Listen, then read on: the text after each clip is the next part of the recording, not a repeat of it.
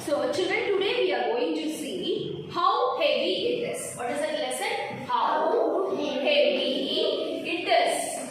Okay. So children, if you all go to your shop, your mother will buy things for you. So if you are going to a shop, you cannot ask to a shopkeeper, give me some sugar, give me some tea powder, give me some rice. You have to give a correct measurement. You have to give a correct measurement. Even this chalk has some weight. This chalk is also having some weight. Look at this duster. The duster is also having some weight.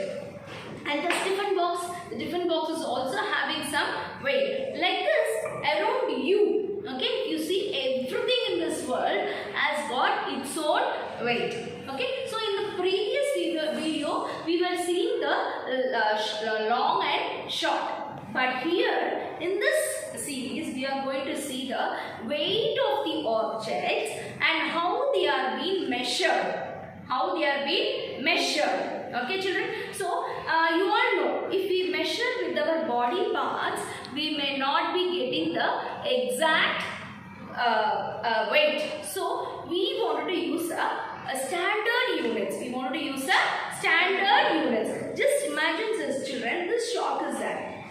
This chalk and this different box, does it weigh same? No. The different box will be heavier than the chalk. So there is a what? Just like a seesaw, one goes up and one comes up. So like this it happens. So for this we are going to use a standard units called grams. What is that? Grams.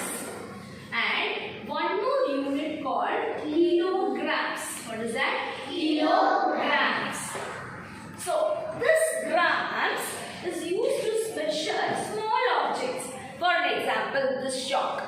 Okay. For an example, my pouch. I show you what is this. This is measured in grams. This eraser is measured in grams. All these items, my pouch items, everything we are going to measure it with grams. Okay. See, look at this. You can lift it very easily. You can lift it very easily. That is why we are measuring in grams. Okay, children. Sometimes you cannot lift your bigger weights. Okay. Suppose if Appa is buying a big rice. Okay. So if Appa is buying a big rice with full of sand, Appa cannot lift that rice. Appa cannot lift that rice. So Appa will be asking someone to help, and you will be keeping it in the vehicle and you have to bring it. Such big items are measured using a unit called kilogram. Okay, kilogram. And this is called as grams. This is called as grams. Okay, children. So these are the two. You can write this grams as G and kilogram as kg. But you have to be a little cautious. You should not use the capital letters. This is wrong way of writing. This is wrong way of writing. So you should not write like this. You should always have the small g and a capital letter followed by a small g. Okay, children? This I tell you, children, if you buy something from the shop, definitely in your packet, behind your packet, they would have written, even in your noodles box and noodles cover, anything. See, tea powder, sugars, everything they would have written this. So this is what the actual measurement. Okay, that is why your father and mother, when they go to the shop, they ask what? Give me 1 kg of sugar. Give me 2 kg of tea powder. Give me 5 kg of rice. Give me 2 kg of dal. Like that they will be asking with the right measurement.